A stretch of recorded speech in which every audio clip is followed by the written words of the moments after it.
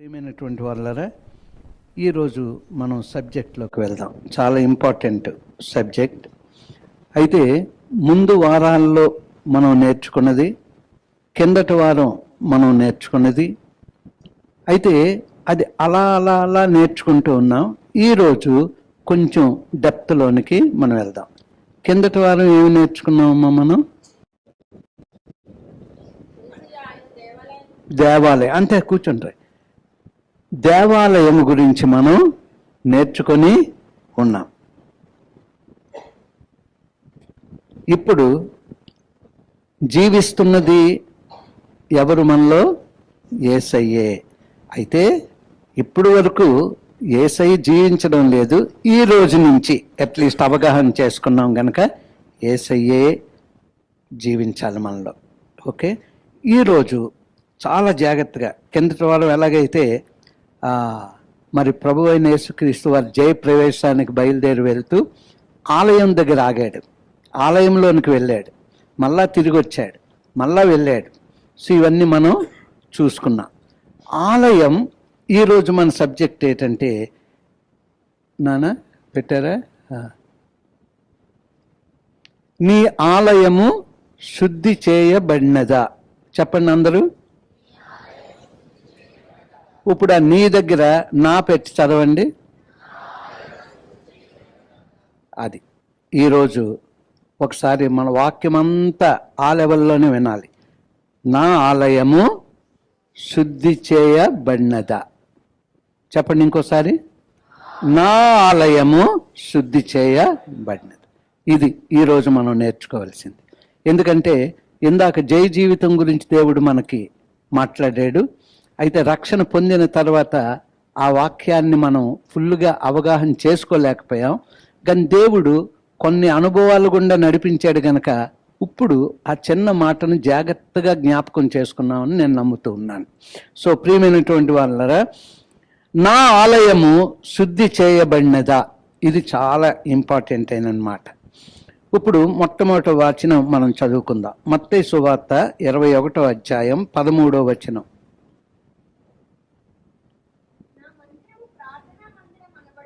రాయబడి ఉన్నది, అయితే మీరు దానిని దొంగల గుహగా చేసేడివారనెను. ఇక్కడ ఆలయము ఏ ఆలయం అంటే కాదు, హృదయమైన ఆలయం కాదు. ఇక్కడ మందిరం, నా యొక్క మందిరం ప్రార్థనా మందిరం అవ్వాలి, కానీ ఇది మీరు దొంగల గుహగా చేశారు అని చెప్పి మనకి ఈ జయ ప్రవేశంలో వెళ్తూ ఉన్నప్పుడు ఆ మాట మనం కిందటి వారం కూడా చదువుకున్నాం. మత్తయి 21:13లో నా మందిరము ప్రార్థనా మందిరం అనబడును అని వ్రాయబడి ఉన్నది, అయితే మీరు దాన్ని దొంగల గుహగా చేశారు. నా మందిరము అంటే ఇది మన మందిరం. ఇంతకుముందు కూడా మనం చెప్పుకున్నాం. ఈ కట్టింది ఎవరిదండి? ఇది మన మందిరం. అంటే మన మందిరం ఎందుకు దేవుడు మనకి ఇచ్చాడంటే ఇలా కూర్చొని ఆయన్ని ఆరాధన చేయడానికి. కానీ మనం ఎవరి వారం? ఆయన వారం. అది మర్చిపోకూడదు. ఈ మందిరం మనం కట్టాం, కానీ మనం ఆయన వారం. అందుకే మనం ఏమనుకున్నాం, ప్రేయర్ టవర్లో మనం లేకపోతే ప్రేయర్ టవర్ దేనికి? అందుకే కదా చాలా కుటుంబాలు సమర్పించుకొని శుక్రవారం నాడు ఉదయకాలం ప్రార్థించిన వారు, రాత్రికాలం ప్రార్థించిన వారు, ఒక వారం వచ్చిన వారు, ఇంకొక వారం వచ్చినటువంటి వారు, అట్లీస్ట్ ఆ ప్రార్థనా గ్రూపంలో ప్రార్థన జరగడానికి దేవుడు కృప చేస్తూ ఉన్నాడు. ఇది మనం బేతనీయ నుండి యెరూషలేము దేవాలయమునకు పండగ దినాలలో చాలామంది వ్యాపారస్తులు వచ్చేసారు. ఇప్పుడు చూడండి, ఇక్కడ సంత జరుగుతుంది. సంత జరుగుతున్నప్పుడు వాళ్ళు పూజలు చేసినా ఏది చేసినా మనం ఎందుకు వెళ్తామంటే సంత అంటున్నాను, ఏంటది? తీర్థం. ఇంకేమైనా మాట ఉందా తీర్థానికి? పరస. ఏంటి మీరు నార్త్ ఇండియా? పరస. అక్కడ మేము మేళ అంటాం, నార్త్లో మేళ. సో ఎందుకు మనం వెళ్తామంటే ఎక్కడ లేని చిన్న చిన్న వస్తువులు అక్కడ దొరుకుతాయి. ఆ రోజు అందరూ వచ్చేస్తారు. అన్ని రకాలైనటువంటి రీతిగా మనకు అన్నీ దొరుకుతాయి, చిన్నవి పెద్దవి ఇవి.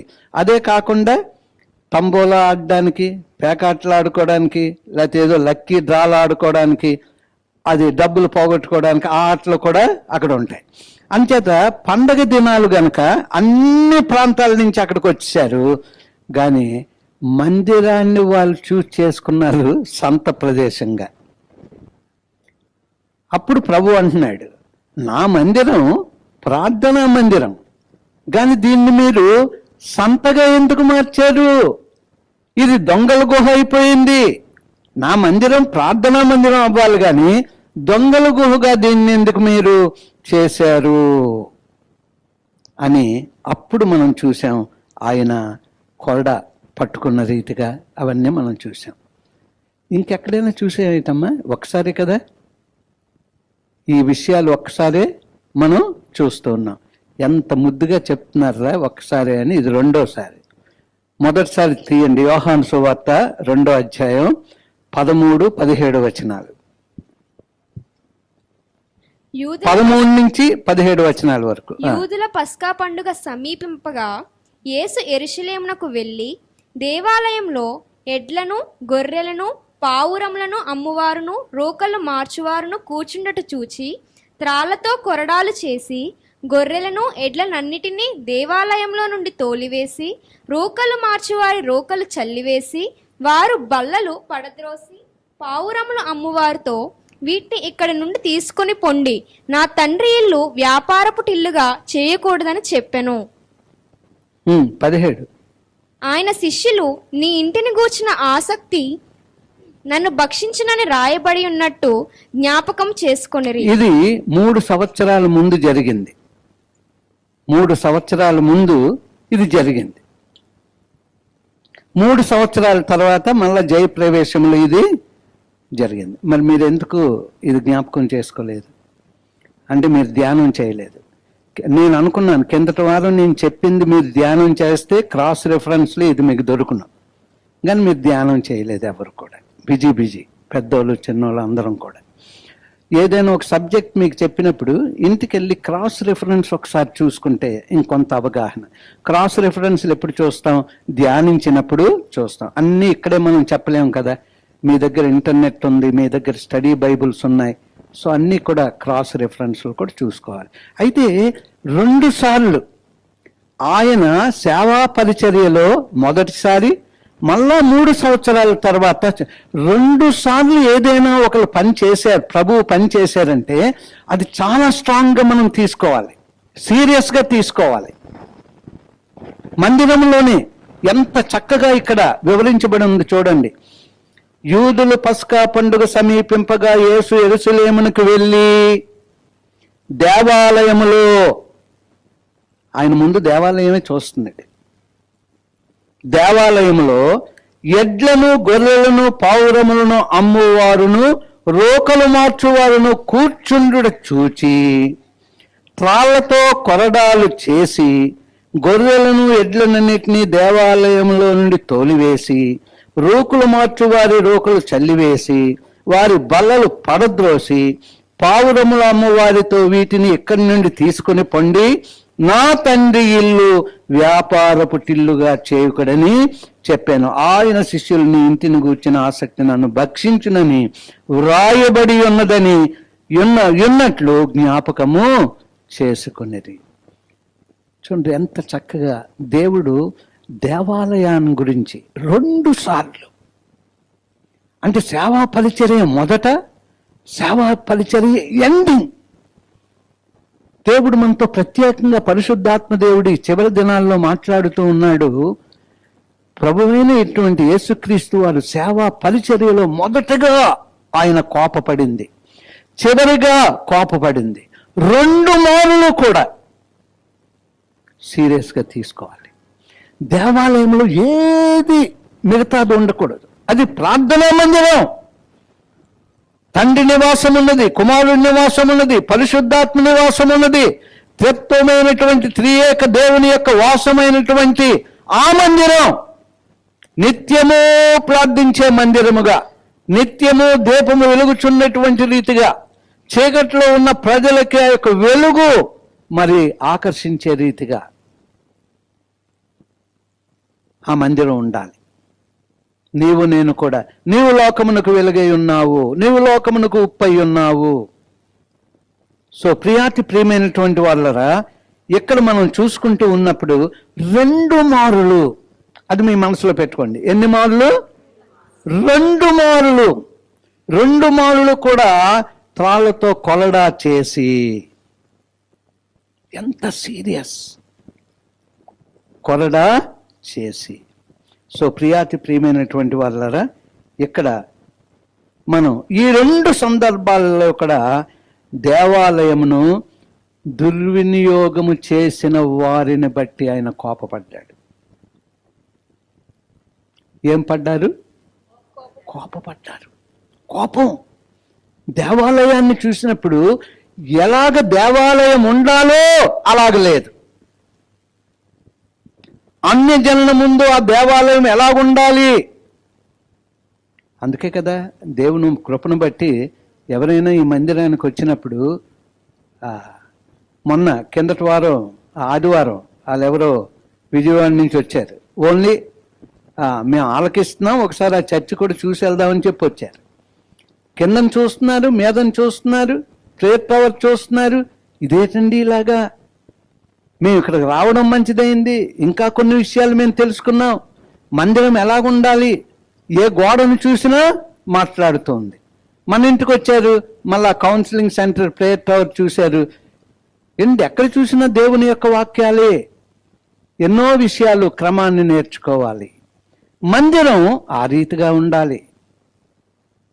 అందుకే ప్రభు అయిన యేసుక్రీస్తు వారు నా మందిరం ప్రార్థనా మందిరముగా ఉండాలి కానీ సంతంతా తీసుకొని వచ్చి మందిరంలో పెట్టారు. ఉదయం వాక్యం మనం విన్నాం 1:9. ప్రభు మన చీకటంతా, మన యొక్క పాపాలన్నీ ఆయన తీసివేసి ఆయన వచ్చాడు ఇక్కడికి. ఆయనకు ఆహ్వానం పలికాం, ఆయన ఇక్కడికి వచ్చారు. ఆయన ఇక్కడికి వచ్చిన తర్వాత ఏమి జరుగుతుంది అనేది మనం ఆలోచించినట్లయితే, ఇంకా ఆయన జీవించాలి, ఇంకా మనం జీవించకూడదు. కానీ ఇప్పటి వరకు మనమే జీవిస్తున్నాం. అందుకే ఏ బలహీనతల నుంచి మనం విడుదల పొందలేకపోతున్నాం. భార్యలు పొందలేకపోతున్నారు, భర్తలు పొందలేకపోతున్నారు, తల్లిదండ్రులు పొందలేకపోతున్నారు, పిల్లలు పొందలేకపోతున్నారు, దైవజనులు కూడా పొందలేకపోతూ ఉన్నారు. కారణం ఏంటంటే ఈ మందిరంలో ఆయన ఉండాలి. కానీ ఈ మందిరంలో మళ్ళా పాతవన్నీ వస్తున్నాయి. ఎప్పుడైతే యేసయ్య వచ్చాడో అన్నీ పారిపోయి, మళ్ళా నేను నేను నేను అని నువ్వు ఎప్పుడైతే అన్నావో, నేను అనేది సాతాను మాట. నేను ఆ యొక్క సింహాసనము కంటే ఇంకొంచెం మీదకెళ్ళి నేను కూర్చోవాలి అనుకున్నాడు. కిందకు పరదోయబడ్డాడు. 2 మారులు మందిరాన్ని ఆయన శుద్ధి చేశాడు. ఈరోజు మనం కూడా ఏమనుకున్నాం? నా ఆలయము, నా ఆలయం. ఇప్పటి వరకు ఆ మందిరం సొలొమోను ద్వారా మరి మొదటి గుడారాల్లో ఉన్నటువంటి దేవుడు గొప్ప మందిరం కట్టించి అక్కడ కూడా నివాసం ఉన్నాడు. అటువంటి మందిరం ఎవ్వరు ఇప్పుడు వరకు కట్టలేరు, కట్టబోరు. దేవుడు ఎన్నుకున్నటువంటి సొలొమోను, దానికి అన్ని సమకూర్చినటువంటి దావీదు, దేవుని హృదయానుసారి నీవు కట్టలేవు, నీవు కట్టకూడదు, నీ కుమారుడే కట్టాలి అని అన్నీ సమకూర్చి కుమారుడికి ఇచ్చి ఆ దేవుని మందిరం బహుఘనముగా మరి కట్టబడింది. సో ప్రియమైనటువంటి వాళ్ళరా, ఇప్పుడు సిసిసి కుటుంబంలో ఉన్న మనం, సిసిసి కుటుంబంలో ఉన్న మనం, నీ ఆలయ పరిస్థితి, నీ ఆలయం సరిగ్గా ఉపయోగపడుతుందా లేదా? మనం నా ఆలయం చెప్పండి. నా ఆలయం, నాది కూడా పాస్టర్ గారుగా నేను అంటే నా ఆలయం ఎలాగా ఉంది? సిసిసితో దేవుడు మాట్లాడుతున్నాడు. నీ ఆలయ పరిస్థితి సరిగ్గా ఉపయోగపడుచున్నదా లేదా? ఎవరికి? దేవునికి. ఆలయం దేవుని కొరకు ఉపయోగపడాలి. ఆలయంలో ప్రార్థన దేవుని కొరకు జరుగుతూ ఉండాలి. సో ప్రియాతి ప్రియమైనటువంటి వాళ్ళరా, పరిశుద్ధముగా ఉందా లేకపోతే వ్యాపార స్థలముగా ఉందా? దేవుడు 4వ నెల 1వ రోజు ఉపవాస ప్రార్థన గుడ్ ఫ్రైడే రాబోతుంది ఎల్లుండు, తర్వాత ఈస్టర్ సండే రాబోతుంది 5వ తారీఖు. దేవుడు 1వ తారీఖే ఉపవాస ప్రార్థనని దేవుడు మనల్ని తీసుకుని వచ్చాడు. ప్రేమైనటువంటి వాళ్ళరా, సిసిసిని దేవుడు ప్రేమిస్తున్నాడు గనక ఆయన మనల్ని సరిచేయడానికి మనతో మాట్లాడుతూ ఉన్నాడు. ఏది ఎప్పుడు అవసరమో, ఏది మనం నేర్చుకోవాలో, ఆయన రాకడికి ఏ రీతిగా మనం సిద్ధపడాలో దేవుడు మనతో మాట్లాడుతూ ఉన్నాడు. నా ఆలయం పరిశుద్ధంగా ఉందా లేక వ్యాపార స్థలంలా ఉందా? నీకు ఒక ఆలయం ఉంది, అది మర్చిపోకూడదు. ఇక్కడ నా ఆలయం అని అక్కడ అనుకున్నాం కదా, ఇది మన ఆలయం అని ఇప్పటి వరకు అనుకుంటూనే ఉన్నాం. అందుకే ఆ మాట పోవాలని ఆయన సన్నిధికి వెళ్తున్నామని నేర్చుకోమన్నాను. చర్చికి వెళ్తున్నామని వద్దు, ఎవరితో చెప్పినా లేకపోతే మన మట్టుకు మనం అనుకున్నా ఆయన సన్నిధికి వెళ్దాము రండి. లేదా చర్చికి వెళ్దామంటే ఈ బిల్డింగే జ్ఞాపకం వస్తుంది. ఆయన సన్నిధికి, ఆయన సన్నిధిలో ఆయన ఉంటారు. మన ఆరాధన ఆయన కొరకు, మన పాటలు ఆయన కొరకు, వాక్యం మనం నేర్చుకోవడం ఆయన కొరకు, పరిశుద్ధంగా జీవించడానికి. సో ప్రియాతి ప్రియమైనటువంటి వాళ్ళరా, నాకు ఒక దేవాలయం ఉన్నదని మనకు తెలుసా? మనకి తెలుసు. అయితే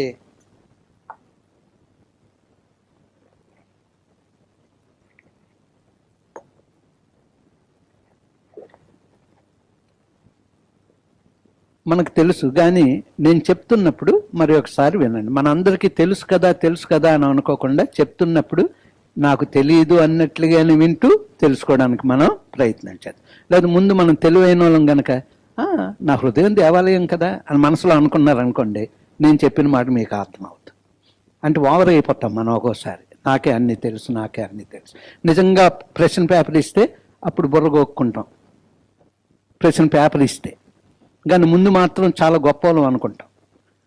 అలాగే మనం కూడా నేను అనుకుని ఇంతకాలం కూడా యేసుకు స్థానం లేకుండా చేసుకున్నాం. సో ప్రియమైనటువంటి వారులారా, యెరూషలేములో ఆలయం ఉన్నట్లే నీకు నాకు ఒక ఆలయం ఉంది. యెరూషలేములో దేవాలయం ఉన్నట్లే నీకు నాకు ఒక ఆలయము ఉన్నది. ప్రభువు మన మీద కోపపడవచ్చు. ఎందుకంటే 2 మార్లు కోపపడ్డాడు. ఆ దేవాలయంలో సేవా పరిచర్య మొదట్లో కోపపడ్డాడు, సేవా పరిచర్య చివరిలో కోపపడ్డాడు. అయితే నీకు నాకు ఒక మందిరం ఉంది కదా, ఈ మందిరాన్ని బట్టి కోపపడతాడేమో, అందుకు ఆలకించండి జాగ్రత్తగా. నాకు నీకు ఒక ఆలయం ఉంది, ఆలయం దగ్గరికి వచ్చినప్పుడు కోపపడతాడేమో, ఆ లెవెల్లో మీరు ఆలోచించండి, వాక్యం వింటూ ఉండండి. నీ ఆలయంలో, నా ఆలయంలో సేవ జరగాలి. నీకు ఒక దేవాలయం ఉంది, నీకు తెలుసా అన్నట్టు. అయితే ఈ సొలొమోను మందిరంలో, దేవాలయంలో, లేదా ప్రత్యక్ష గుడారం ఉన్నటువంటి దాని మందసం, అక్కడ సేవా పరిచర్య, పాత నిబంధన సేవా పరిచర్య, కొత్త నిబంధన సేవా పరిచర్య ఎలాగైతే జరుగుతుందో, నా ఆలయంలో కూడా సేవ జరగాలి. మరి యవనస్తులు చెప్పండి, ఎక్కడ జరగాలి? ఎవరి ఆలయం? నా ఆలయంలో సేవ జరగాలి. ఎందుకంటే ఆలయము అనగానే సేవ జరగాలి. నా ఆలయంలో కూడా సేవ జరగాలి. మొదటి రోజు ఉపవాస ప్రార్థనలో నా ఆలయంలో సేవ ఎలాగ జరగాలి అనేది ఆత్మదేవుడు మనతో మాట్లాడుతూ ఉన్నప్పుడు, ఈ రోజు నుంచే నా ఆలయంలో ఆ సేవ జరగకపోతే ఏం జరుగుతుంది? కొరడ. బాగా చెప్పారమ్మా. కోపం అక్కడ ఎలాగైతే కోప్పడ్డాడో మన మీద కూడా యేసయ్య అలాగే కోప్పడతాడు. సో ప్రియమైనటువంటి వాళ్ళారా, ఆలయం సేవ జరగాలి అంటే శుద్ధి చేయబడాలి. ముందు నీ ఆలయము ఏం చేయబడాలి? శుద్ధి చేయబడాలి. ఆయన మరి ఆలయంలోనికి వెళ్ళి శుద్ధి చేశాడు. వ్యాపారం జరగాలి, అది వాటి వాటి ప్రాంతాల్లో జరగాలి, కానీ మందిరంలో కాదు. ఆయన కోప్పడింది పశువులు అమ్ముతున్నారు, మేకలు అమ్ముతూ ఉన్నారు, పావురాలను అమ్ముతూ ఉన్నారు, రోకలు మారుస్తూ ఉన్నారు. వీటిని బట్టి ఆయన కోప్పడలేదు. వ్యాపారాలు జరగాలి, కానీ మందిరంలో వ్యాపారం జరగకూడదు. ఆ మేళాలలో, సంతల్లో, పరసులో వ్యాపారం జరగాలి. వాటికి ఒక స్థానం ఉంది. ఆ స్థానం దగ్గరికి మనం వెళ్తాం, కొనుక్కుంటాం, మళ్ళీ వాళ్ళు కొట్లు ఎత్తుకొని వెళ్ళిపోతారు, అయిపోయింది. కానీ ప్రభువు కోప్పడుతున్నది ఏంటంటే, బాహ్యంగా కనబడుతున్నటువంటి మందిరము గురించి ఆయన మొదట కోపపడ్డాడు. తర్వాత యేసయ్య లోకానికి వచ్చిన తర్వాత ఆయన నీకు, నాకు, నిన్ను, నన్ను ఒక ఆలయముగా మలుచుకున్నాడు. ఈ ఆలయంలో కూడా సేవ జరగాలి. ఈ ఆలయంలో సేవ జరగాలి. 1 కొరింథీ 6వ అధ్యాయం 19-20 వచనాలు. మీ దేహము దేవుని వలన మీకు అనుగ్రహింపబడి మీలోనున్న పరిశుద్ధాత్మకు ఆలయమై ఉన్నదని మీరెరుగరా? మీరు మీ సత్తు కారు, విలువ పెట్టి కొనబడిన వారు గనుక మీ దేహంతో దేవుని మహిమపరచుడి. చూడండి ఇక్కడ ఏమంటున్నాడు, నీ దేహము దేవుని వలన మీకు అనుగ్రహింపబడి మీలోనున్న పరిశుద్ధాత్మకు ఆలయమై ఉన్నది. ఈ దేహము దేవుని ఆలయం. ఈ దేహం దేవుని ఆలయం. ఈ ఆలయంలో పరిశుద్ధాత్ముడున్నాడు. పరిశుద్ధాత్మకు నిలయం ఈ యొక్క ఆలయం. అందుకు ఏమంటున్నాడు, మీరు మీ సొత్తు కారు. ఇందాక నేను కాదు క్రీస్తు నా యందు జీవిస్తున్నాడు. అయితే ఈ ఆలయంలో ఎవరు ఉండాలంట?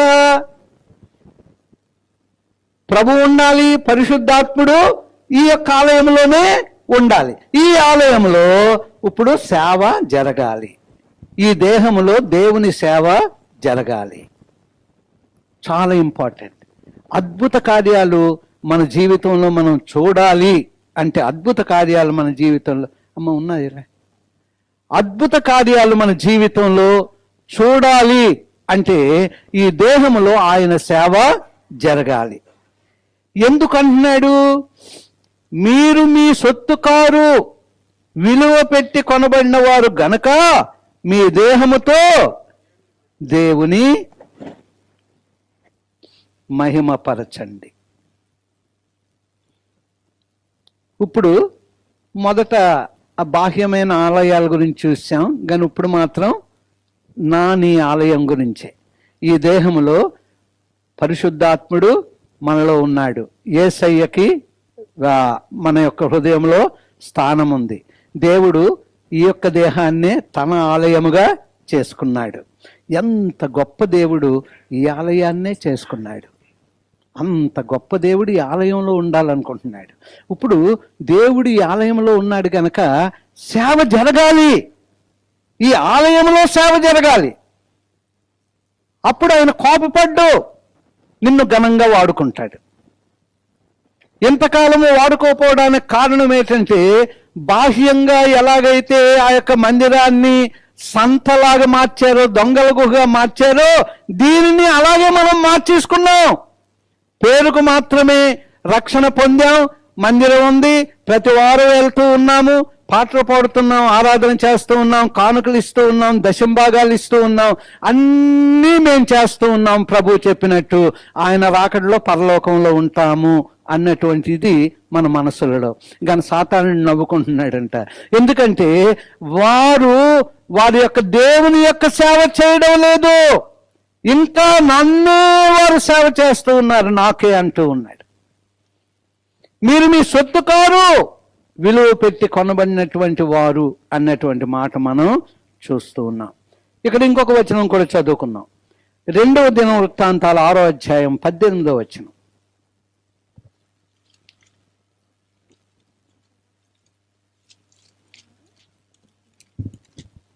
2వ దినవృత్తాంతాలు 6:18.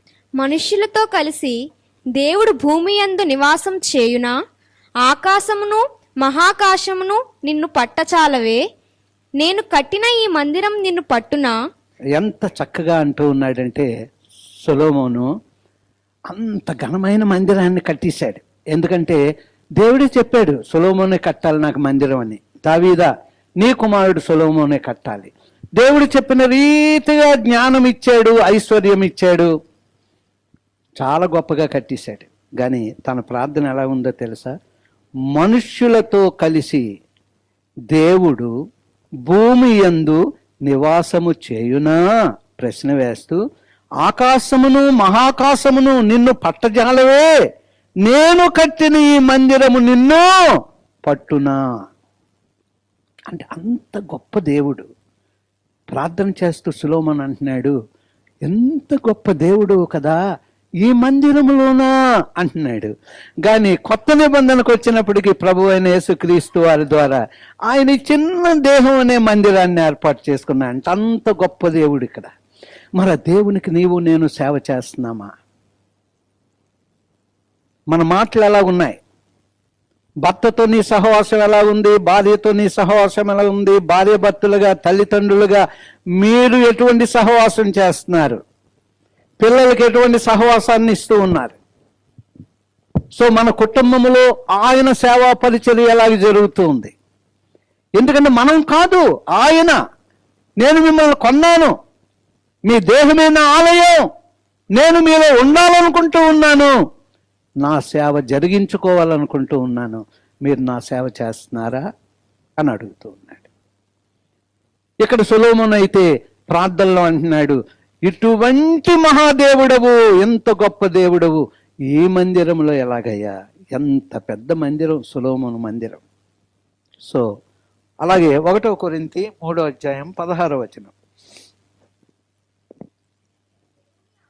నరనియు దేవుని ఆత్మ మీలో నివసించుచున్నాడనియు మీరెరుగరా? ఎవడై అంతేనమ్మా, చాలా 16 మొట్టమొదట మీరు దేవుని ఆలయమై ఉన్నారనియు దేవుని ఆత్మ మీలో నివసించుచున్నాడనియు మీరెరుగురా. మళ్ళా ప్రశ్న ట్యాగ్. మనలో దేవుని ఆత్మ. మరి సేవ కరెక్ట్గా జరగకపోతే ఏమవుద్ది? కోప్పడుతాడు ఆయన, తాడు పట్టుకుంటాడు. ఆయన తాడు పట్టుకున్నాడంటే మళ్ళీ గలిబిలి అయిపోద్ది, మళ్ళీ తేరుకోలేం మనం. ఇంక జీవితాంతం పడిపోవడం లేవడం, పడిపోవడం లేవడం, ఎత్తబడే గుంపులో ఉండం. బుద్ధి లేని వారుగానే ఉంటాం. బుద్ధి గలవారు దివిటీలు వెలిగించారు, దివిటీ వెలుగు కలిగి ఉన్నారు, దేవుని వెలుగు కలిగి ఉన్నారు, నిజమైన సిద్ధపాటుతో మేలుకుగా కలిగి ఉన్నారు. సో ప్రియమైనటువంటి వాళ్ళరా, ఇప్పుడు 17వ వచనం చదువుదాం. ఎవడైనను దేవుని ఆలయమును పాడు చేసిన ఎడల దేవుడు వానిని పాడు చేయును. ఎవడైనను దేవుని ఆలయమును పాడు చేసిన ఎడల దేవుడు వానిని పాడు చేయును. దేవుని ఆలయము పరిశుద్ధమై ఉన్నది, మీరు ఆలయమై ఉన్నారు. అంచేత ఫుట్ నోట్లో అంటున్నాడు, మీరును పరిశుద్ధులై ఉన్నారు. ఏముందమ్మా? మీరును పరిశుద్ధులై ఉన్నారు. నా ఆలయం మీరే. నేను పరిశుద్ధుడిని గనక, నా ఆలయం పరిశుద్ధమైనది గనక మీరును పరిశుద్ధులే. చూడండి, ఈ రోజు నుంచి ఈ మందిరం కాదు మనకు కనబడవలసింది, ఈ మందిరం కనబడాలి. నీవింట్లో ఉన్నప్పుడు, వ్యాపారంలో ఉన్నప్పుడు, ఉద్యోగంలో ఉన్నప్పుడు, నడుస్తూ ఉన్నప్పుడు, ఆలోచిస్తూ ఉన్నప్పుడు, చదువుతూ ఉన్నప్పుడు, ఏ పని చేస్తున్నా, వంటగదిలో ఉన్నప్పుడు దేవుని ఆలయం అని మర్చిపోవద్దు. పిల్లల్ని తిడుతున్నావా? భర్తను భార్యను తిట్టుకుంటూ ఉన్నారా? ఒకరు ఒక పని చేస్తా ఉంటే ఒకరు ఒక పని చేస్తూ ఉన్నారా? దేవునికి సేవా పరిచర్య దేహాలు ఎలాగున్నాయి ఒకసారి ఆలోచన చేసుకుందాం. సో ప్రియమైనటువంటి వాళ్ళరా, మందిరమైన మన శరీరమైన ఆలయమైన ఎలాగుండాలి చూడండి. విఐపి వచ్చారు అనుకోండి, ఎవరైనా మన ఇంటికి వస్తున్నారంటే నీరసంగా ఉన్నా ఇంకొకరు హెల్ప్ చేసుకొని ముందు వరండా అంతా తుడిచేసి, ఏమండి చెత్త అంతా అటు ఇటు తోసేసి, ఏమండి సెంట్లు అవి కొట్టేసి, అలాగే నిన్నెవరో ఆ కొరియా అయినా మన ఇంటికి వస్తానన్నారు అన్నప్పటికీ పాస్టమ్ గారు అన్నీ చేయించేసి అది పట్టుకొని తుస్తాను అన్ని చోట్ల అంటే వచ్చిన వాళ్ళందరికీ. పోనీ ఆలోచనలు పెట్టేయండి. నిశ్చయం వస్తుందన్నప్పటికీ ప్రతి 2వ శనివారం బెడ్షీట్లు మార్చేయాలి. ఏమండి, మన తనకి ప్రత్యేకమైనటువంటి బెడ్ వేయాలి. మన బెడ్ కాకుండా మన తనకి ప్రత్యేకమైన బెడ్ వేయాలి. తను రాక్ కొరకు చూడాలి. కారు రాగానే ఎత్తుకోవాలి. ఆ ముందు రోజే అన్నీ అంటే అప్పుడు తడిగుడ్డ పెట్టలేదు అనుకోండి 2 రోజులు, ఆ రోజు తడిగుడ్డ పెట్టివ్వాలి. ఎవరికి? విఐపి వచ్చినా నిశ్చయం వచ్చినా. కానీ ఈ ఆలయం ఎవరున్నారమ్మా? మహాదేవుడు రా, మహాదేవుడు, సృష్టికర్త అయిన దేవుడు, రక్షకుడైన దేవుడు. ఈ ఆలయాన్ని ఎటువంటి సేవతో మనం శుద్ధి చేస్తూ ఉన్నాం ఆలోచన చేసుకుంటాం. ఎటువంటి సేవా దృక్పథం మనం కలిగి ఉన్నాం. విఐపి గురించి ఓ చిన్న బిడ్డ వస్తుందని చెప్పి తనకేది అంటుకోకూడదు, చక్కగా చూడాలి అని ఏవేవో కష్టపడిపోతూ ఉన్నాం మన పిల్లల కొరకు మనం. కానీ ప్రియమైనటువంటి వాళ్ళరా, ఎంత గొప్ప దేవుడు ఈ దేహాన్ని ఆలయంగా. ఎందుకంటే ఈ దేహం ఆలయంగా లేకపోతే పరలోకం లేదు, మనకి పరలోకం లేదు. ఈ దేవుని ఆలయం, ఈ ఆలయంలో యేసయ్య ఉండాలి, ఈ ఆశయంలో పరిశుద్ధాత్ముడు ఉండాలి. జయ జీవితం అప్పుడే సేవా పరిచర్య ముందుకి కొనసాగాలి. పరిశుద్ధాత్ముడే మన యొక్క ఇంట్లో ఉన్నప్పుడు, ఈ ఆలయంలో ఉన్నప్పుడు ఇంకెంత జాగ్రత్తగా మనము ఉండాలి అంటే పరిశుద్ధంగా ఉండాలి అన్నది చూసాం. 2వది, ఈ ఆలయం సరైనటువంటి ఆలయముగా ఉండాలి అంటే ఎఫెసీయులకు రాసిన పత్రిక 3వ అధ్యాయం 15వ వచనం.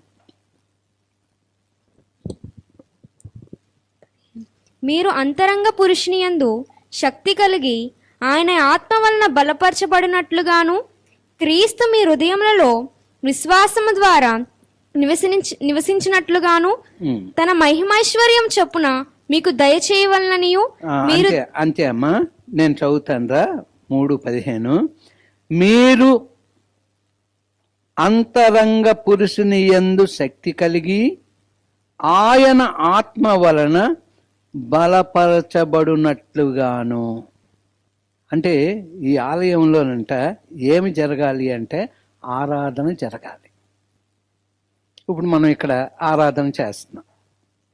ఎందుకు? దేవుని మందిరం, ఆ మందిరానికి మనం వచ్చాం, ఆయన సన్నిధి ఉంది, ఆయన్ని ఆరాధిస్తూ ఉన్నాం. 24 గంటలు పరలోకమంతా దేవుణ్ణి ఆరాధిస్తూ ఉంది. ఇక్కడ మన పిల్లలు వచ్చి ఆరాధన, మొదట్లో ఆరాధన జరుగుతుంది, ఆఖరిలో కూడా ఆరాధన జరుగుతుంది. అయితే ఇప్పుడు ఇక్కడ కూడా ఈ పరిశుద్ధంగా జీవించవలసినటువంటి ఈ యొక్క ఆలయాన్ని పరిశుద్ధంగా ఉంచుతూ 2వది ఏం జరగాలి? ఎక్కడ ఎలాగైతే ఆరాధన జరుగుతుందో మనలో కూడా ఆరాధన జరగాలి. మీరు అంతరంగ పురుషుని యందు శక్తి కలిగి ఆయన ఆత్మ వలన బలపరచబడినట్లుగా. ఆయన ఆత్మను బలపరచబడినట్లుగా. మనం ఎప్పుడైతే ఆరాధన చేస్తూ ఉంటామో మనలో ఉన్నటువంటి ఆత్మ బలపరచబడుతూ ఉంటుంది, శక్తి చేత నింపబడుతూ ఉంటుంది. శరీరాన్ని జయించడానికి, పాపాన్ని జయించడానికి శక్తినిచ్చేదిగా ఉంటుంది, దేవుని మార్గంలో నడిపించేదిగా ఉంటుంది. ఆత్మ నింపు, ఆత్మ నింపు,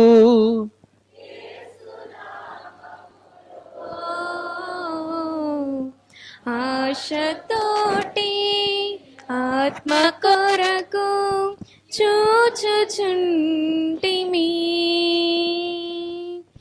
ఆత్మ నింపు, ఆత్మ నింపు, యేసు నామములో ఆశతోటి ఆత్మ కొరకు చూచుచుంటిమి. వరివర్షము పంపు, పరిశుద్ధాత్మతో నింపు, వరివాసము పంపు పరిశుద్ధాత్మతో నింపు ఈ బూది గంతము పంపు నీలాంటి సేవకులముగా ఈ బూది గంతము పంపు నీలాంటి సేవకులముగా. హల్లెలూయా. సో ప్రియమైనటువంటి వాళ్ళరా, రెండవది, మొదటిది పరిశుద్ధపరచాలి, రెండవది ఆరాధన ఈ ఆలయంలో జరగాలి. జరిగినప్పుడు ఆత్మ బలము చేకూర్చబడుతుంది. ఏమి చేకూర్చబడుతుందమ్మా? ఆత్మ బలం. అంచేత ఆత్మ ఎప్పుడైతే ఆత్మ చేత నింపబడతామో మనము ఆత్మీయంగా బలపరచబడతాం. అందుకే కదా పరిశుద్ధాత్మ. ఒకప్పుడు మనం శరీరం మనల్ని నడిపించింది, మనం రక్షణ పొందిన తర్వాత ఆత్మ మనల్ని నడిపిస్తూ ఉంది. రక్షణ పొందిన దినాన్ని పరిశుద్ధాత్మ దేవుడు వరముగా మనకి ఇచ్చేశాడు, అదే రోజు. సో ఆ రోజు నుంచి ఆత్మకి స్థానం ఇవ్వాలి.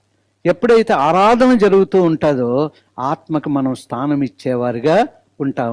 ఆత్మ నడిపింపులో ఆత్మే మనల్ని నడిపిస్తూ ఉంటుంది. దేవునికి ఇష్టమైన రీతిలో నడిపించేది దేవుని ఆత్మే. అంచేత ఇంకా మన ఆలోచనలు ఏమాత్రం కూడా ఉండవు. ఓకే, మూడోది ఏమి జరుగుతుంది అని చూస్తే ఫిలిప్పీలకు రాసిన పత్రిక 3వ అధ్యాయం 21వ వచనం.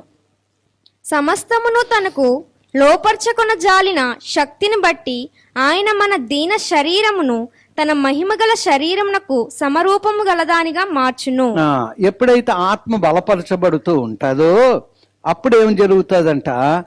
ఆత్మ నిన్ను నన్ను జీవింప చేస్తుందంట. దాని గురించి వచనం ఉంది, సమస్తమును తనకు లోపర్చుకొన జాలిన శక్తిని బట్టి ఆయన మన దీన శరీరమును తన మహిమ గల శరీరమునకు సమరూపము గలదానిగా మార్చను. అదే పరలోకం వెళ్తాం. అప్పుడే ఏమంటున్నాడంట?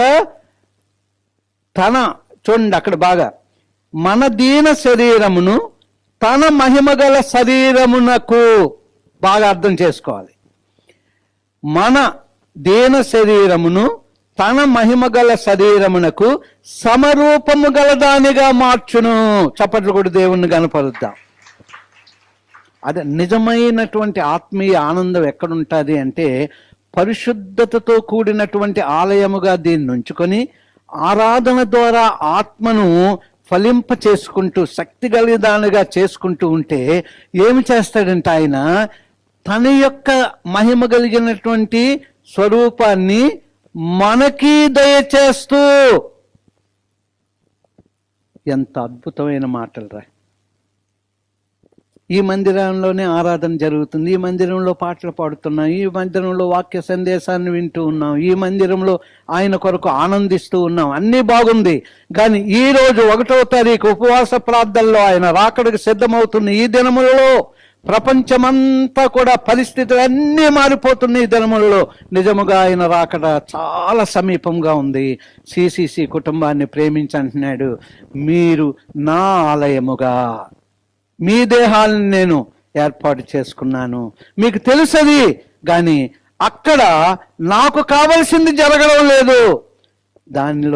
దాన్ని పరిశుద్ధపరచండి, దాన్ని మీరు ఆరాధనతో బలపరచుకోండి ఆత్మను అంటున్నాడు. మూడవదిగా ఆయన అంటున్నాడు, ఆత్మ నిన్ను జీవింపచేయను. ఎందుకంటే నీ శరీరమునకు ఆయన మహిమ కలిగిన స్వరూపము మరి సమరీతిగా ఉంచి, ఎప్పుడైతే ఉంచామో ఆయనతో మనం పరలోకంలో ఉన్నప్పుడు, అప్పుడైతేనే. మూడవది. ఇప్పుడు 4వ దానికి వెళ్దాం. గలతీ 4వ అధ్యాయం 5, 6, 7 వచనాలు. అయితే కాలము పరిపూర్ణమైనప్పుడు దేవుడు తన కుమారుని పంపెను. ఆయన స్త్రీ యందు పుట్టి మనము దత్తపుత్రులమని కావాలనని ధర్మశాస్త్రమునకు లోబడి ఉన్న వారిని విమోచించుటకై ధర్మశాస్త్రమునకు లోబడిన వాడు ఆయను. మరియు మీరు కుమారులై ఉన్నందున నాయనా తండ్రి అని మొర్రపెట్టు తన కుమారుని ఆత్మను దేవుడు మన హృదయంలోనికి పంపెను. కాబట్టి నీవిక దాసుడవు కావు, కుమారుడవే. కుమారుడవైతే దేవుని ద్వారా వారసుడవు. ప్రియమైనటువంటి వాళ్ళరా, జాగ్రత్తగా ఈ మాటలు, అందుకే ఎక్కువ రిఫరెన్స్లు ఇవ్వడం లేదు, ఒక్కొక్క రిఫరెన్సే. ఈ ఆలయంలో సేవ ఎలాగ జరగాలి? మొదటిది, దాన్ని ఏం చేయాలి? పరిశుద్ధముగా. రెండవది, దాన్ని ఏం చేయాలి? ఆరాధనతో ఏం చేయాలి? ఆత్మను అంటే బలపరచువాడుగా, అంటే నూతన ఉద్యమం. మూడవది ఎలాగంట? ఆయన మహిమ కలిగినటువంటి శరీరంతో మన శరీరం కూడా సమరూపముగా ఉంచబడుతూ ఉంది. ఎంత గొప్ప విషయం! ఇలాగా. నాలుగవది ఏమంటున్నాడంటే, దత్తపుత్రుడవు కాగలవు. దత్తపుత్రుడు. ఇప్పుడు మనం పిల్లల్ని దత్తత చేసుకున్నాం అనుకోండి, గవర్నమెంట్ ఏం చేస్తుందంటే, అమ్మ మీరు ఆస్తులు ఇవన్నీ ఉన్నాయా, ఇగో ఈ పిల్లల్ని మీరు దత్తత చేసుకుంటున్నారు కనుక మీ ఆస్తి అంతా కూడా ఈ పిల్లడికి కూడా వర్తిస్తుంది అని రాసిన తర్వాతే మీకు ఆ పిల్లని ఇస్తారు. అలాగే ఇక్కడ ఎంత గొప్ప మాట అంటే, దేవుడు అంటున్నాడు మనల్ని దత్తపుత్రులను చేసుకుంటున్నాడంటే, అంటే దేవుడు పిల్లలుగానే చేసుకుంటూ ఉన్నాడు. నాలుగోది, మనము దత్తపుత్రులము అంటే స్వీకృత పుత్రులము అని మన కింద ఫుట్నోట్లో, మనము దత్తపుత్రము కావాలనని ధర్మశాస్త్రముకు లోబడి ఉన్న వారిని విమోచించుటకై ధర్మశాస్త్రమునకు లోబడిన వాడాయన. ఎవరు? ప్రభు అయిన యేసుక్రీస్తు వారు. అంటే ధర్మశాస్త్రం ద్వారా ఎవరు పరలోకం వెళ్ళరు, ఆ నీతిని నెరవేర్చలేరు ఎవరు. అందుకే దేవుడు తన కుమారుడైన యేసును ద్వారా మాత్రమే నిజమైన విమోచన కార్యం మొదలుపెట్టాడు. లోబడిన వాడాయన. మరియు మీరు కుమారులై ఉన్నందున నాయన తండ్రి అని మొర్రపెట్టు తన కుమారుని ఆత్మను దేవుడు మన హృదయంలోనికి పంపాను. హృదయం అనే దేవాలయానికి అంటే తన కుమారుడైన యేసు ఆత్మను పంపాడు. ఇప్పుడు మనలో ఎవరున్నారు? యేసుని యొక్క ఆత్మ ఉంది. ఆ కుమారుని ఆత్మ ద్వారానే మనము ఆయన కుమారులు అయ్యా. ఆయన పెద్దన్నయ్య, యేసయ్య మన పెద్దన్నయ్య.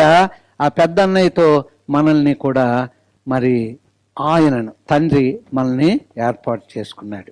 ఎంత చక్కని తన కుమారుని ఆత్మను దేవుడు మన హృదయంలోనికి పంపెను.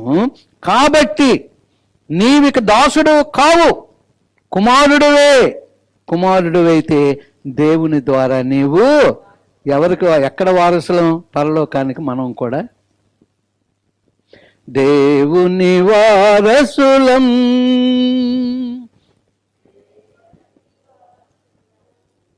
ఒరే యవనస్తులు, ఈ పాట నేర్చుకోలేదా? ఏది ఎత్తండి.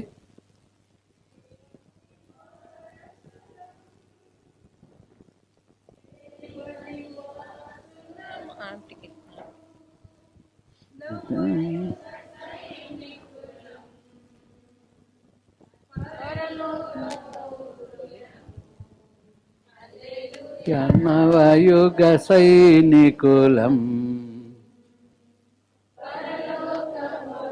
ఆపు చేద్దాం అనుకున్నాను కానీ మ్యూజిషియన్ వచ్చాడు కనుక చరణం పాడాను. ఒరే నీరసంగా ఉన్నారు, సమోసాలు లేవనా? ఉపవాస ప్రార్థన కదా, అందుకు కాఫీ.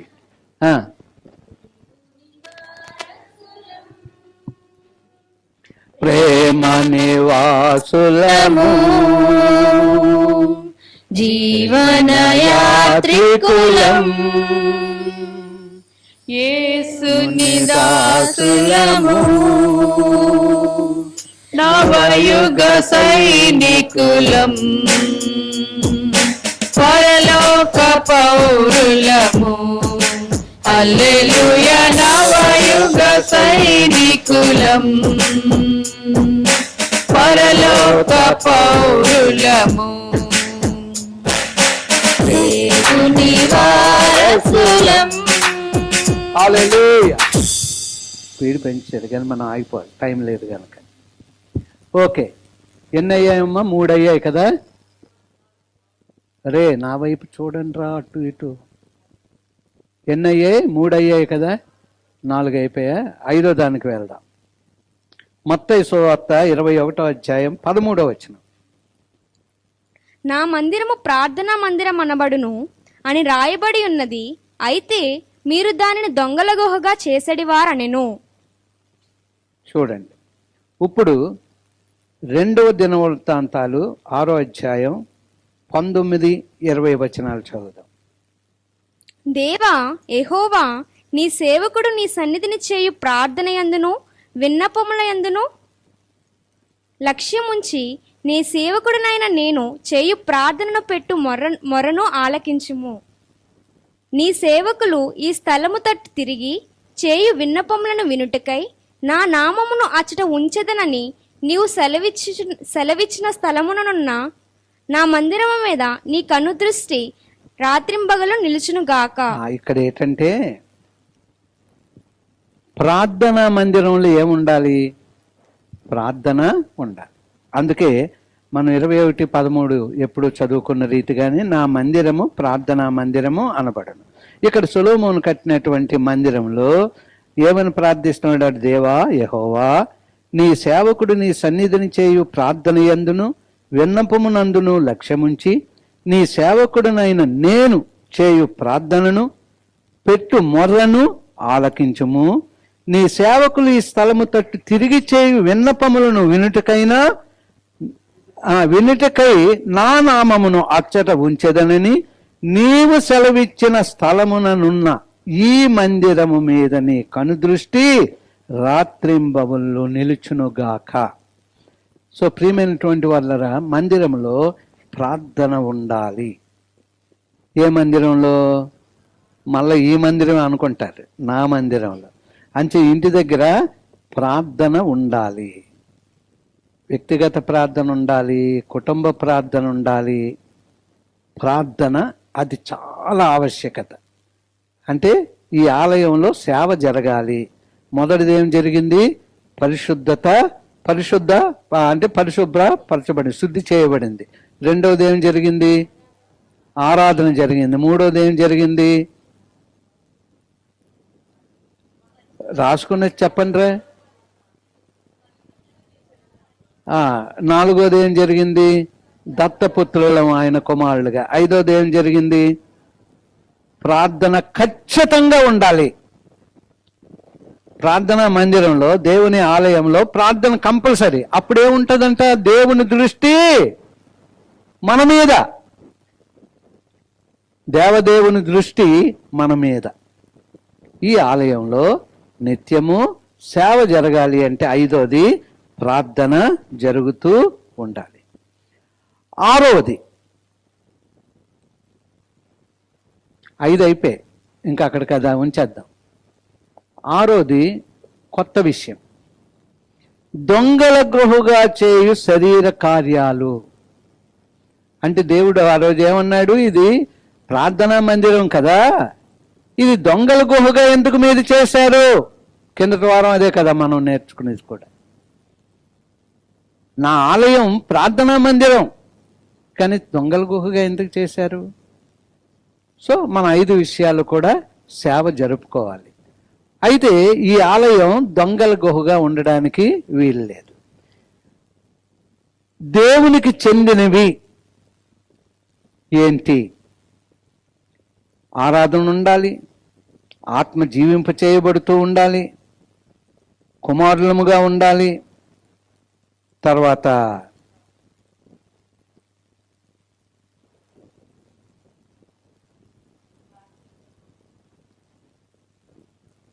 కుమారులుగా ఉండాలి, ప్రార్థన ఉండాలి. ఓకే, ఇప్పుడు మనం దీన్ని దొంగల గోకగా చెయ్యకూడదు అన్నటువంటిది మనం చూసుకుంటున్నాం. దానికి మన దగ్గర ప్రార్థనా గోపురంలో గలతీ 5:19-21 శరీర కార్యాలు చూడండి. అది దొంగల గుహ. నేనే చదువుతాను, మనకు సమయం అవుతుంది కనుక. మిగిలి ఉన్నది రేపు మనం కంటిన్యూ చేస్తాం. గలతీ 5:19 నుంచి చాలా జాగ్రత్తగా, అంటే ఈ ఆలయం ప్రార్థన వరకు బాగుంది, కానీ దొంగల గుహగా ఆ మందిరం ఎలాగైతే చేయబడిందో ఈ మందిరం దొంగల గుహగా ఉండడానికి వీల్లేదు. తాళ్ళు కట్టి కొరడాలు చేసి మీ పని చెప్తాను అంటున్నాడు. శరీర కార్యములు స్పష్టమై ఉన్నవి. అవేవనగా లెక్క పెట్టుకోండి: జారత్వము, అపవిత్రత, కాముకత్వము, విగ్రహారాధన, వ్యభిచారము, ద్వేషములు, కలహము, మత్సరములు, క్రోధములు, కక్షలు, భేదములు, విమతములు, అసూయలు, మత్తతులు, అల్లరితో కూడిన ఆటపాటలు మొదలైనవి. ఎన్నండివి మీదన పెట్టినవన్నీ? ఒకటా రెండా? రెండు యాడ్ చేసాము. ఏమిరా మీరు అదే ప్రార్థనకి వెళ్తున్నారు, అక్కడ చూడలేదా ఏంటి అనేది? ఓకే ఏం పర్వాలేదు, తర్వాత చూడండి. ఎక్కడైనా నేను బ్రేక్ చేశానంటే తర్వాత ఆలోచించండి. ఓకే, ఇప్పుడు మనం రోమా 8:8-9 వచనాలు, నేనే వెళ్తాను ముందుకి, నేనే వెళ్తాను, మీరు ఇంకా చదవద్దు. రోమా 8:8-9. కాగా శరీర స్వభావము గలవారు దేవుని సంతోషపరచనేరరు. శరీర స్వభావము కలిగినటువంటి వారు అంటే ఈ 15 ఉన్నాయి చూసారా, 16, 17, ఇవన్నీ కూడా శరీరము చేస్తున్నటువంటి పనులు. కాగా శరీర స్వభావము గలవారు దేవుని సంతోషపరచరు. చూడండి, ఈ రెఫరెన్స్లు ఎక్కువ ఇవ్వకుండా ఒక్కొక్క వచనమే ఇస్తూ ఉన్నాను. మీరు కనెక్టివిటీని తర్వాత ఎంతైనా పెంచుకోండి, లేకపోతే ఈ మాత్రమైనా ధ్యానం చేసుకోవడానికి ప్రయత్నించండి. 9వ వచనం, దేవుని ఆత్మ మీలో నివసించి ఉన్న ఎడల మీరు ఆత్మ స్వభావము గలవారే గాని శరీర స్వభావము గలవారు కారు. ఎవడైనను క్రీస్తు ఆత్మ లేనివాడైతే వాడాయన వాడు కాడు. సో క్రీస్తు ఆత్మ మనలో ఉంది, పరిశుద్ధాత్మ మనలో ఉంది. సో ఈ రెండు, క్రీస్తు ఆత్మ, పరిశుద్ధాత్మ మనలోనే ఉంది. అందుకు మనము చాలా జాగ్రత్తగా శరీర స్వభావం అనేది ఏమాత్రము మన మీద ఏలుబడి చేయకుండా, శరీర కార్యాలు మనలో లేకుండా ఉండాలి. అదొకటి. తర్వాత దీన్ని ఏమంటారు?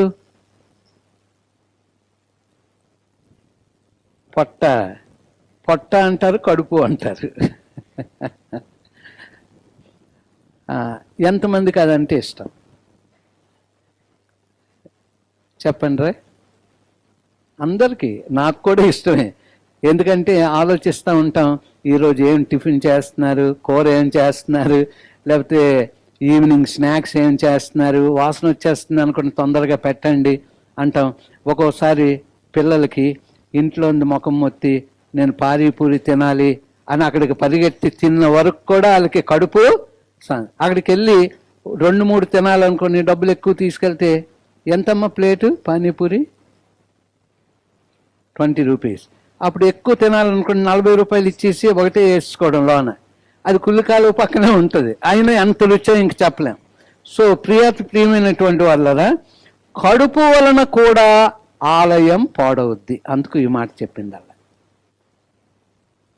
కడుపు వలన కూడా ఆలయం చెప్పండి పాడవుతుంది. అందుకు ఫిలిప్పీలు 3:19 వచనం, నాశనమే వారి అంతము, వారి కడుపే వారి దేవుడు, వారు తాము సిగ్గుపడవలసిన సంగతుల యందు అతిశయపడుచున్నారు, భూ సంబంధమైన వాటి యందే మనసు నుంచుచున్నారు. చూడండి, అక్కడ ఏమన్నా వారి కడుపే వారి దేవుడు. అంటే దేవుడికి ఆరాధన జరగాలి, కానీ ఆరాధన ఎక్కడ జరుగుతుంది? కడుపు.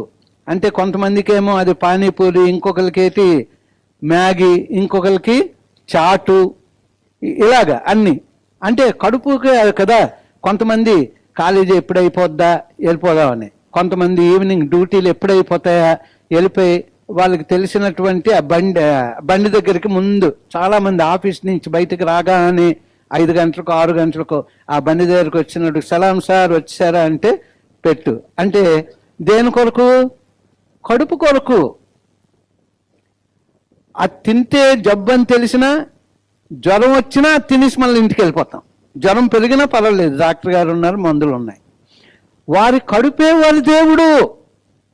ఒకసారి ఆలోచించుకుందాం. మనం కూడా ఒకవేళ కడుపుకే ఎక్కువ విలువిస్తున్నామేమో, రుచులకే ఎక్కువ విలువిస్తున్నామేమో, దేవునికి ఇవ్వవలసినటువంటి అంత సమయం మనం ఇవ్వడం లేదేమో ఒకసారి ఆలోచన చేసుకుందాం. సో ప్రియాతి ప్రియమైనటువంటి వాళ్ళరా, నాశనమే వారి అంతము, వారు కడుపేవారు దేవుడు, వారు తాము సిగ్గుపడవలసిన సంగతులు యందు అతిశయపడుచున్నారు, భూ సంబంధమైన వాటి యందే మనస్సు నుంచుచున్నారు. అంతరంగములో పరిశుద్ధాత్మ చేత మనం నింపబడినప్పుడంట కడుపుకి మనం స్థానం ఇవ్వమంట. కడుపుకి మనం స్థానం ఇవ్వమంట. ఆనందం వేరు, పరిశుద్ధాత్మ ఇచ్చే ఆనందం వేరు. గంతులు వేస్తాం, మూలుగుతాం, ప్రార్థన చేస్తాం, పడిపోతాం, ఆయన సన్నిధిలో లేవలేని స్థితిలో ఆనందిస్తూ ఉంటాం. సో ప్రియాతి ప్రియమైనటువంటి వాళ్ళరా, ఈ రీతిగా ఓకే. ఎన్ని అయిపోయామా? 7వ దానికి వెళ్దాం. 7వ దానికి వెళ్దాం. నేనే చదువుతాను. 7వది ఏంటంట, అందము మీద కదా, అక్కడ పెట్టండి నాన్న. ఏంటి అది నేను ఇవ్వలేదేమో కదా. అందము మీద శ్రద్ధ.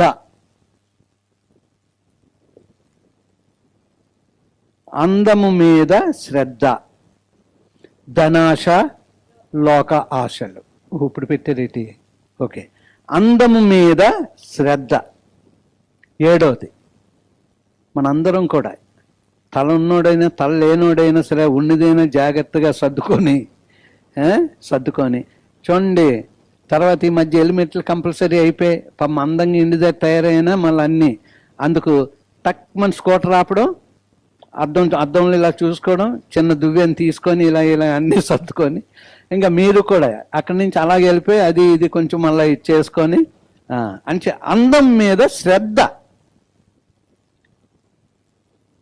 ఓకే, చర్చికి టైం అయిపోయింది అని వచ్చేసి లోనికి వెళ్ళిపోతామా ఇలా అనుకొని వెళ్ళిపోవచ్చు. అయితే మీరు అనొచ్చు ఏంటంటే మీకు ఎక్కువ తల లేదు కనుక పర్వాలేదని.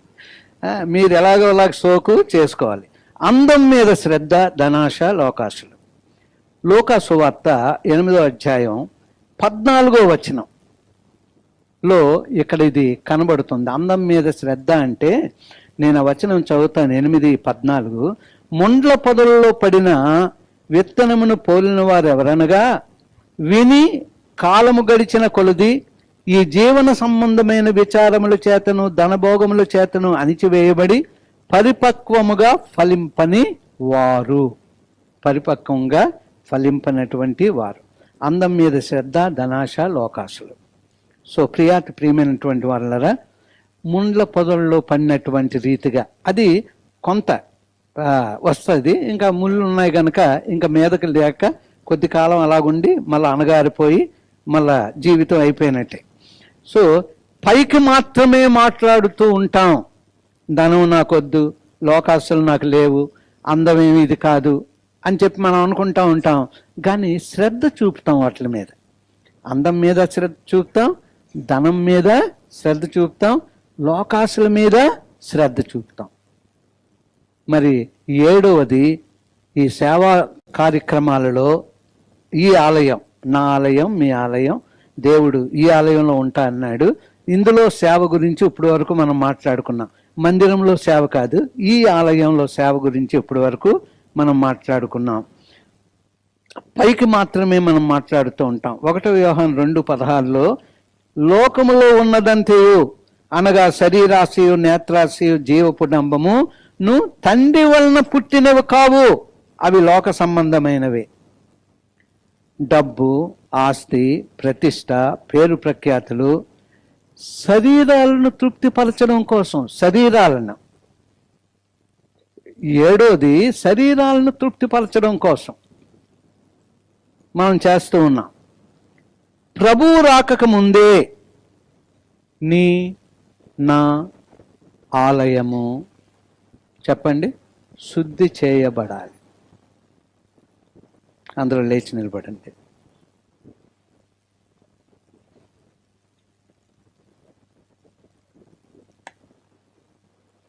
ఎందుకంటే సమయం దాటి మళ్ళీ వెళ్ళకూడదు. దేవుని చిత్తమైతే దీన్ని మనం రేపు కంటిన్యూ చేసుకుంటూ ముందుకు వెళ్దాం. ఆయన చిత్తంలో మనం చూద్దాం. ఇప్పటి వరకు ఈరోజు ప్రభు అయిన యేసుక్రీస్తు వారు సేవా పరిచర్య మొదటిలో దేవాలయమును చూసి బాధపడ్డాడు, కొరడా జులిపించాడు.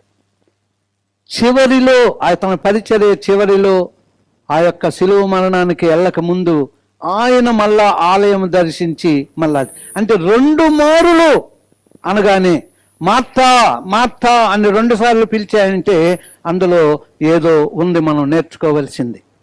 అలాగే 2 మారులు దేవుడు ఆలయమును గురించి, సేవ బిగినింగ్లో, సేవ ఎండింగ్లో. దేవుడు అక్కడితో ఆకుండా సిసిసి కుటుంబాన్ని ప్రేమించి అంటున్నాడు, ఆ మందిరంలో సేవ జరుగుతుంది, మీరు కట్టుకున్న ఈ మందిరంలో సేవ జరుగుతుంది, బాగుంది, నన్ను కనపరుస్తూ ఉన్నారు ప్రతి వారం. గాని నీ శరీరాన్ని నేను ఎన్నుకున్నాను, నీ దేహాన్ని నేను ఎన్నుకున్నాను, నీ శరీరం నీ దేహం నా ఆలయంగా మలుచుకున్నాను, నేను అందులో ఉండాలనుకుంటూ ఉన్నాను, నీ నా శరీరంలో ఇది జరగాలి. ఒక్క 5 నిమిషాలు పిల్లలు అలాగే ఒక చరణం పాడుతారు, అక్కడి నుంచి పాడినా పర్వాలేదు, ఒక్క 5 నిమిషాలు. ఎందుకంటే ఇక్కడే ఉపవాస ప్రార్థన అయిపోలేదు, మీరు ఇంటికి వెళ్ళి కొనసాగండి. అనున్నవారు అటు ఇటు వెళ్తారు, మగవారు, మిగిలిన స్త్రీలు, పిల్లలు ఖాళీగా ఉంటే మళ్ళీ 1 గంట రెస్ట్ తీసుకొని మళ్ళా మీరు ఈ యొక్క వాక్యాలన్నీ ఒకసారి ధ్యానించుకొని ఉపవాస ప్రార్థన ఇంటి దగ్గర కూడా సక్సెస్ చేసుకోవాల్సిందిగా మనం చేయించు ఉన్నాను. శుద్ధ హృదయం కలుగజేయుము, శుద్ధ హృదయం కలుగజేయుము, శుద్ధ హృదయం కలుగజేయుము, శుద్ధ హృదయం కలుగజేయుము, నలోనా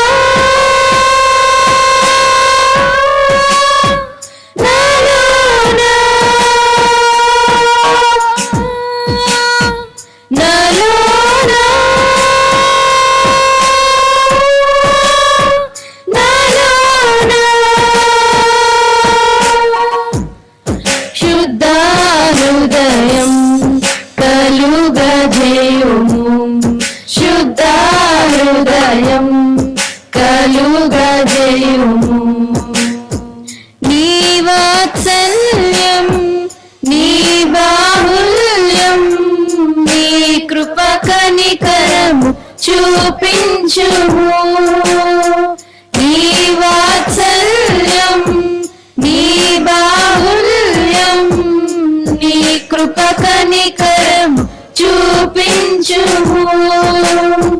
పాపము చేశాను, దోషినయున్నాను, పాపము చేశాను, దోషినయున్నాను, తెలిసి ఉన్నది అతిక్రమమే, తెలిసి ఉన్నవి నా పాపములే, తెలిసి ఉన్నవి నా అతిక్రమమే, తెలిసి ఉన్నవి నా పాపములే, నీ సన్నిధిలో నా పాపములే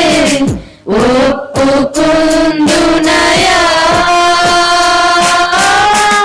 నీ సన్నిధిలో నా పాపములే ఒప్పుకుందునయా, శుద్ధ హృదయం కలుగజేయుము, శుద్ధ హృదయం కలుగజేయుము.